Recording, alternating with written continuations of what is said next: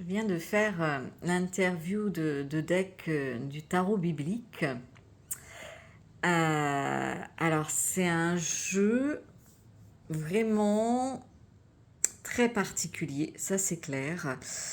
Déjà, de toute façon, quand je fais une vue d'ensemble par rapport aux cartes que j'ai tirées, il n'y a que des arcanes mineurs, hein, sauf une, la roue de fortune, qui correspond à la question comment tu me vois. Et en plus de ça, quand je regarde les arcanes mineurs qui sont sortis, on a de l'épée, on en a quand même 3,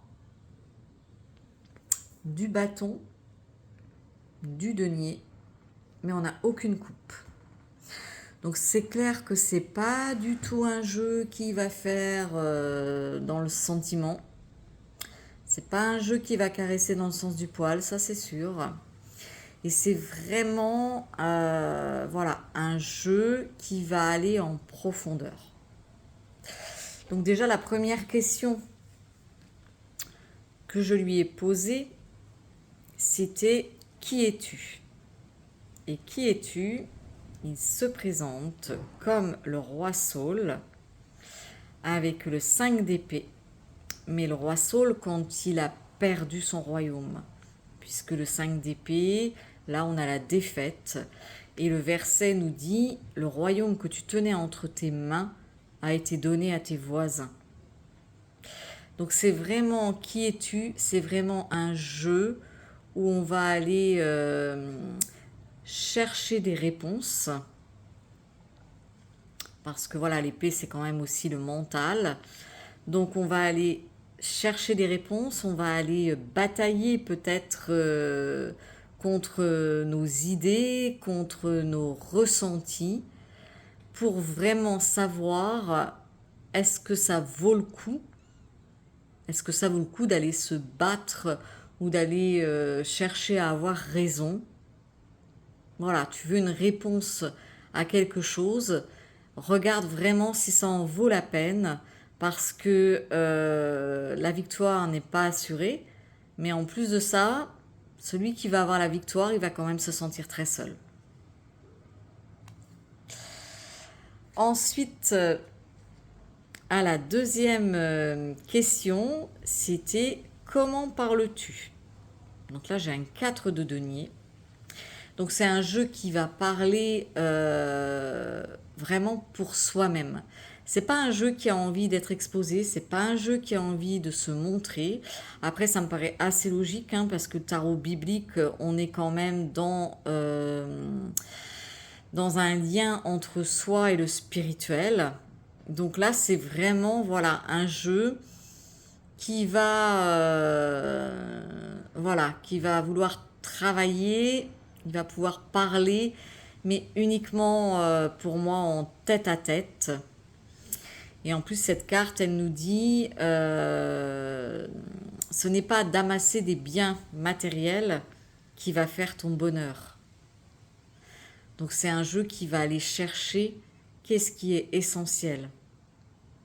Dans la question qu'on va poser, il va vouloir voilà, nous aider à trouver vraiment ce qui compte, ce qui est important, ce qui est essentiel.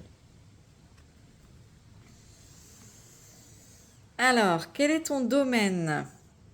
Bon, et bien là, on a un 7 de bâton, hein, donc comme le 5 d'épée qu'on a vu tout à l'heure, le 7 de bâton, on est quand même dans une bataille, là encore, hein. Donc là, c'est plus une bataille pour affirmer son point de vue. Donc il est clair qu'il va clairement nous dire et affirmer son point de vue pour répondre à nos questions. Et là, il nous dit clairement que une bataille ne sera pas gagnée avec les armes, mais en fait avec l'amour et la foi. C'est puissant, hein, quand même, hein.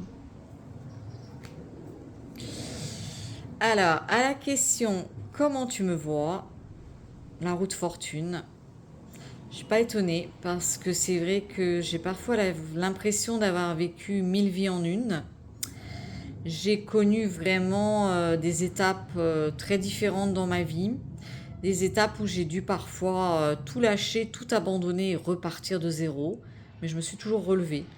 Donc je ne suis pas du tout surprise qu'il me voie de cette façon parce que c'est vrai que j'aborde toujours les cycles avec de toute façon le sentiment que voilà, on démarre quelque chose, on ne sait pas combien de temps ça va durer, on sait que de toute façon à un moment ou un autre ça se terminera hein, puisque la vie elle-même se termine un jour et que même s'il faut tout laisser derrière soi, il y a toujours moyen de tout reconstruire. Alors, le conseil.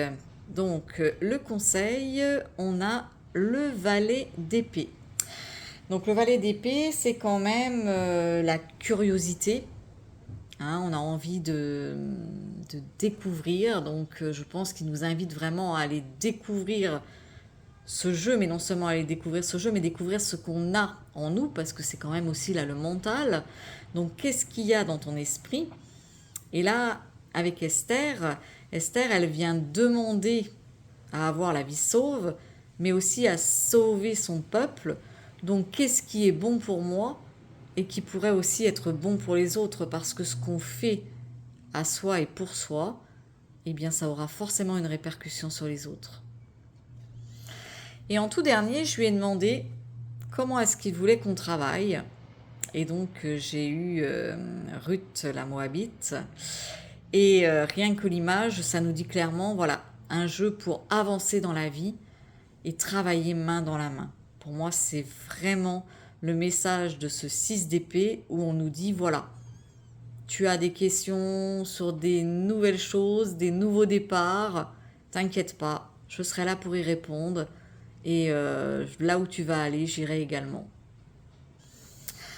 Bien voilà, je suis vraiment extrêmement contente de ce jeu et ouais, vraiment c'est un très beau jeu et un jeu qui va vraiment permettre de faire un travail introspectif très intéressant. Et je pense qu'il pourrait très très bien se combiner avec le Tiltwick. Donc, à voir. Bonne journée!